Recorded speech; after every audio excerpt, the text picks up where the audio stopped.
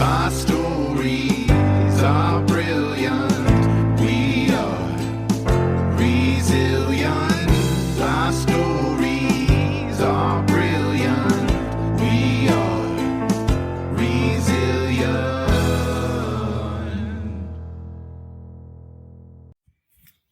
Hey there, beautiful humans. Welcome back to Your Voice Matters with Jen Chambers. This is week 8 of our Write Your Story series. And today we're gently peeling back the curtain on a powerful topic, writing through difficult emotions. Now, quick disclaimer, writing about trauma doesn't have to be part of your storytelling journey. No one hands out medals for how deep you dig. But if there's a part of your past that wants to be witnessed, not necessarily shared with the world, but seen and heard by you, then we're going to walk through how to write about it safely, bravely, and with care. So, let's take a deep breath, maybe get cozy with a blanket or a hot mug of something. This episode is kind of like emotional digging with snacks. So let's dive in. One way to ease into the emotionally tough material is with what I call what has been called the 2 versions technique. A lot of people do this exercise and call it different things and do it different ways, but it's really helpful. Here's how it works. Number 1, first you take this experience, and we've been working with specific memories, specific events from your life. So first, I want you to write the safe version of that. This is your, aerial view.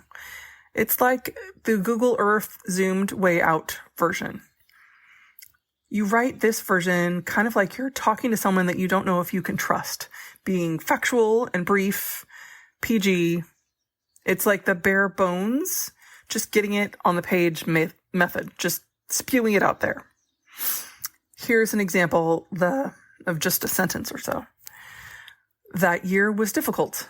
I lost someone I loved. I felt disconnected from myself for a while. For another example, I wrote something for my own memoir lately this is just a first draft sentence, but I said, I'm not sure how I met him or where. I do know that I was the one who chose how it ended. Very different, but both very, safe. So after you write the safe version of this story, write your raw version. This is the version with 0 filters and no formal writing voice. Just the messy, sensory, this is how it felt, true version. For example, you could say, the silence after the door closed was louder than the fight had been. My hands shook. I kept replaying what I should have said. I stared at the carpet for so long I started seeing patterns that weren't there. Or you could say something like, the muscles of my body could not contain the rage that I felt. I was like an anger balloon, a ball of fire in too little skin. The worst part was that the rage wasn't just for them. It was directed at myself too. So you don't have to do both the super, super safe version and the raw version at the same sitting. Sometimes you write the safe version and you let it sit for a little while, and then a couple months later, the raw version bubbles up. And then you get to decide the pace and decide if it's something you want to share. It might be completely appropriate for you to share the safe version and you keep the raw one for yourself. It's up to you. This can be a really, really liberating, really incredibly liberating thing to do, because then you own the narrative. You have multiple emotional distances. You're the storyteller, but at the same time, you're the survivor of the emotional event. And a lot of our stories, a lot of our dramatic stories in our lives are couched in those survivor type terms. And those are all valid. Now, I want you to think about, we've talked about this a bunch, but using the senses with a memoir example. So when you write about something that's painful, try this. You need to start grounding the reader in those senses because your emotion is in the small things, the details. Ask yourself during this experience, what was I smelling? What were the sounds? What was in the background? How did the air feel on your skin? Was there a tiny thing that you fixated on during the chaos? What did my body remember even when my mind tried to forget?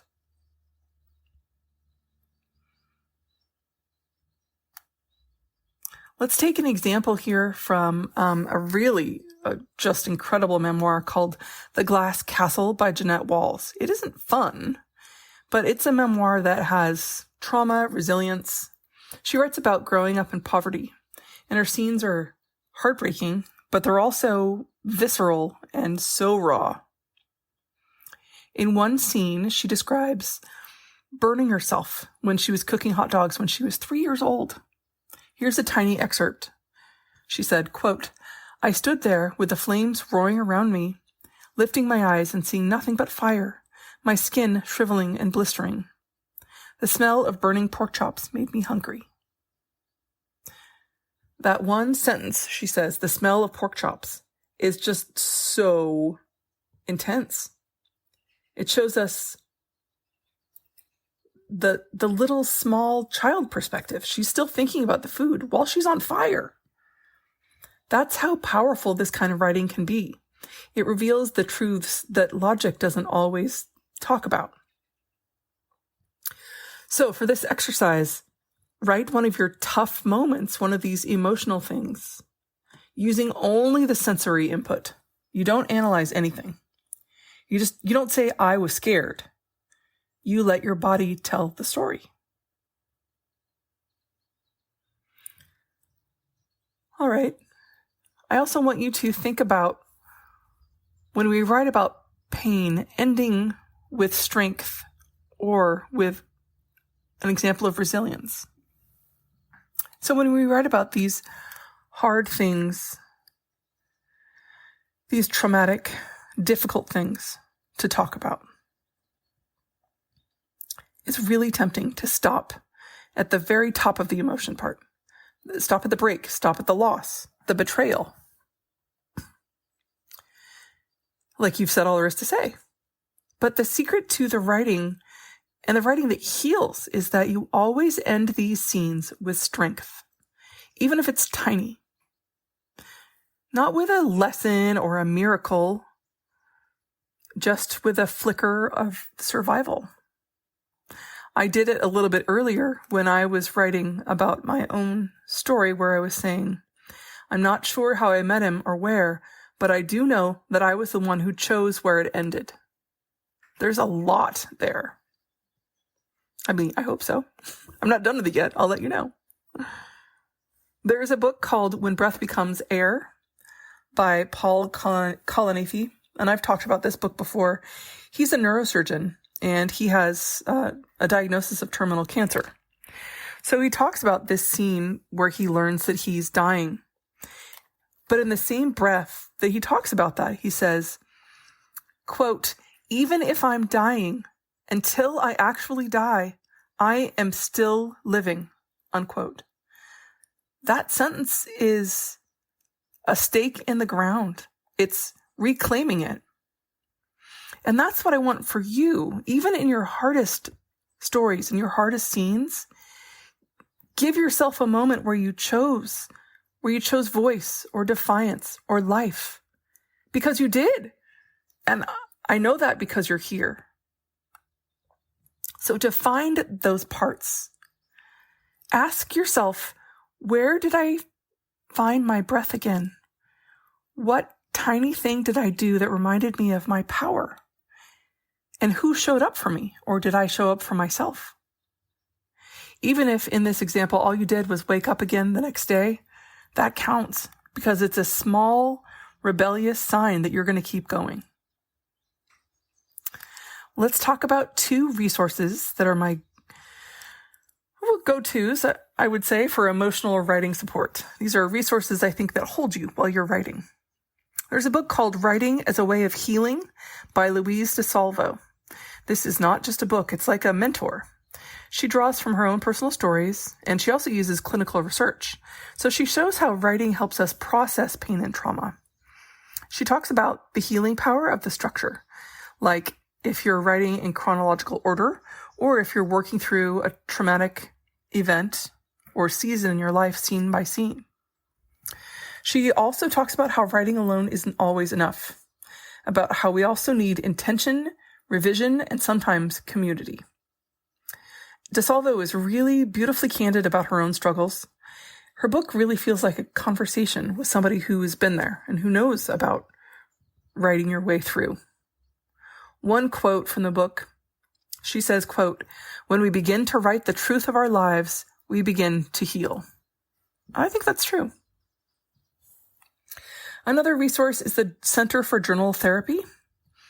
This is an organization. It was founded by a woman called Kathleen Adams, and it gives you tools, workshops, and writing prompts. These are all designed to support emotional processing through the art of journaling. What I really like about it is that it blends the therapeutic part with the practicality of the writing part. It gives you methods like structured journal writing and dialogue journaling that then help you approach these tough topics, but they're in small bites so you don't get overwhelmed. They have a really cool model. It's called WRITE, W-R-I-T-E, and it stands for W, what do you want to write about? R, review or reflect. I, investigate thoughts and feelings. T, time yourself. And E, exit smart. Always leave on a note of grounding or peace. You can check out their website for tons of resources, whether you want to process something of yourself privately or if you want to guide other people in writing for wellness. It's called the Center for Journal Therapy, and I'll have that in the show notes. All right, let's do a short, very short, reflective writing practice. Get comfy. This is a no-pressure activity. It's just 5 minutes. I'll have you set the timer for yourself, of course. And here's the prompt. I want you to write a moment when something inside you cracked open and what you saw through the opening.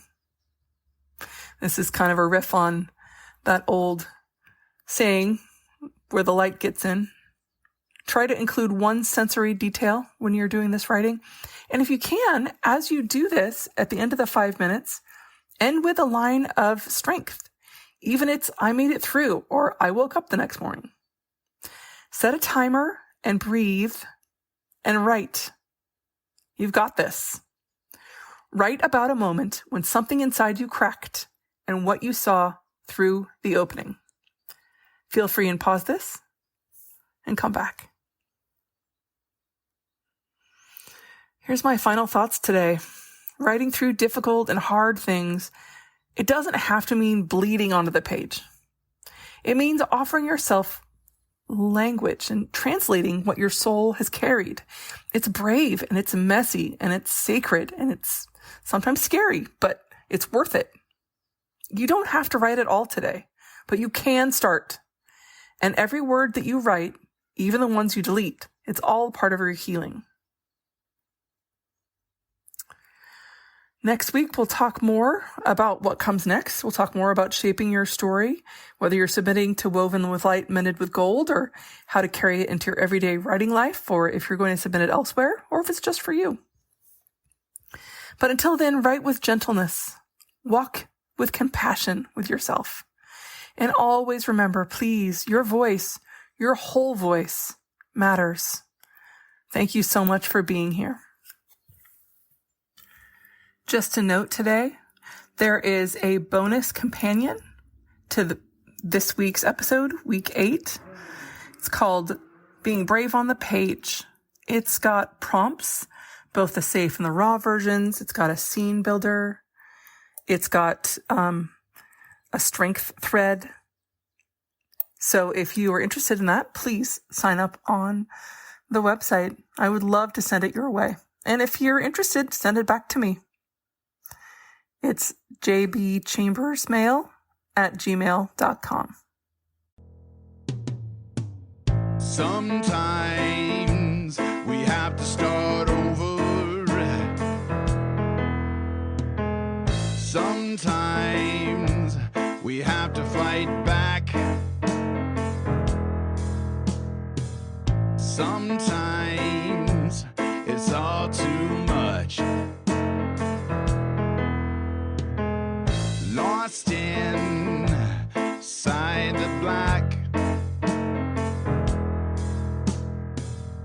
Our stories are brilliant. We are resilient. Our stories are brilliant. We are resilient.